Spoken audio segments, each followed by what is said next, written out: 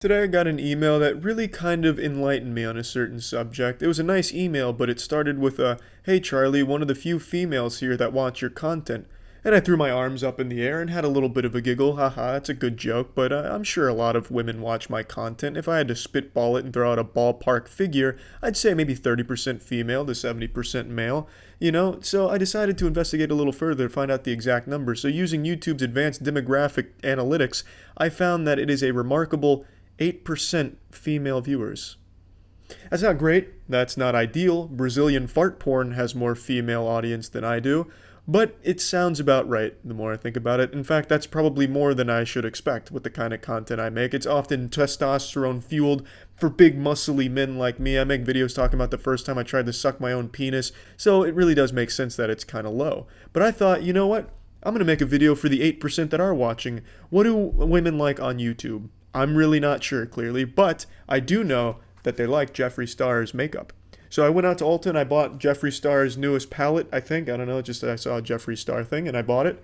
And this is going to go out to the 8%. I'm going to do my first makeup tutorial. So let's get right the fuck into it. So here I am introducing the palette. I'm recording the audio after the fact because I record these videos on my iPhone. So the audio quality sounds like shit, as if I'm talking to you through a walkie-talkie underwater. Now, I didn't know this going into it. In fact, I didn't know until after I finished and my girlfriend finally told me that this is not like a general makeup kit. This is all eyeshadow.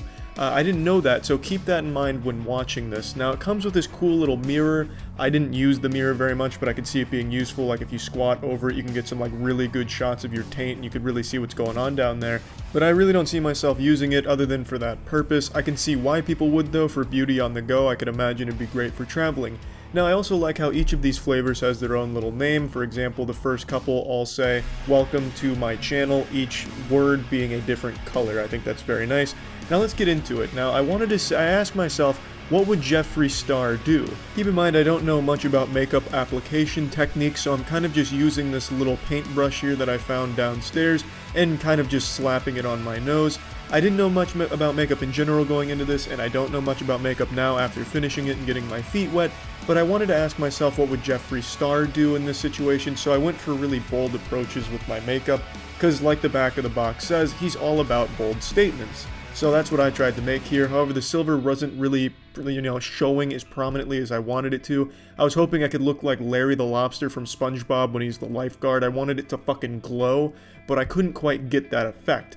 So I gave up on the silver and I moved on to what was called Millions in the palette, which just looks like a glittery gold. I thought maybe I could apply the glittery gold to my overall base face and then maybe carve out a nice little color, a nice contrast on my eyes for the shadow.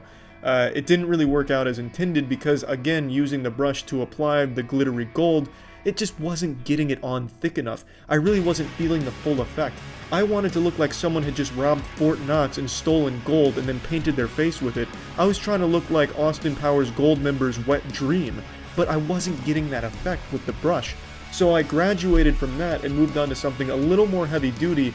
I was using a cotton pad. And let me tell you, this bad boy was really getting the job done. This bitch was working overtime. I was putting healthy dollops of this glittery gold on my face, and that shit was sticking like glue. When I felt pretty confident that the gold layer I'd put on my face was really showing nicely, I began working on my eyeshadow. I wanted something to contrast with the gold, so I grabbed a very bold pink. Now, it's worth noting, I don't know which palette this is exactly, because on the box it says Morph. I don't know if that's the brand or who publishes it, because someone at the store said this is the Jawbreaker palette, so I'm just really confused on what Pokemon I have here. But anyway, whether it's the Morphology, the Jawbreaker, it doesn't really matter, because I really committed to this pink, and I just, due to my inexperience, I couldn't really get it on the eye the way I wanted to. I couldn't cover the whole eye.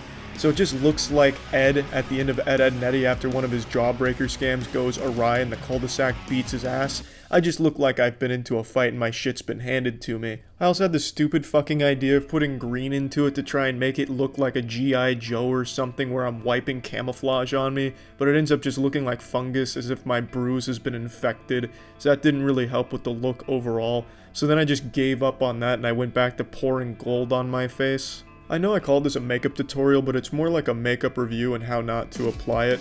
I kept throwing this gold on here, and I had to put a lot of force behind it to get it to stay, and the problem is there's glitter in the gold, obviously, and that glitter is really fucking abrasive. It's like running little pieces of broken glass across my skin, but I really committed to it because I was pretty impressed with the way that it looked, and by the time I was done, I looked like the bronze kneecaps. I look like one of those street performers that spray paints themselves gold and pretends to be a statue, if that performer fell into actual liquid gold and then someone dumped glitter on their corpse. I then thought to myself, anyone can throw glittered gold eyeshadow on their face, that doesn't take a whole lot of talent, so let's try and do something a little different by adding a different color.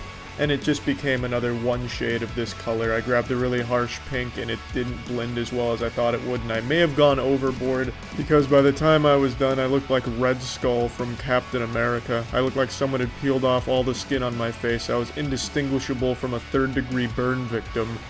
I looked like a victim in one of those horrible New Zealand PSAs, like, you know, the fucking work safety ones, except this safety one would be about wearing sunscreen. I looked like Kirby got into a knife fight. I looked like a piece of bubblegum got sunburnt. But by far the worst part of this experience was trying to get all of this off. It took me a lot of scrubbing in the shower, and by the time I think I got it all off, I couldn't tell if I still had the pink-red shit on my face, or if my skin was bleeding. But overall, I'd say the palette has a lot to offer anyone of pretty much any taste, whether you want to use it as eyeshadow or just... You should really only use it as eyeshadow, as what I'm learning from this experience. There's a lot of different touches in there. So in my now professional makeup review opinion, I'd give it a solid 10 out of 10, to be honest. That's it. See ya.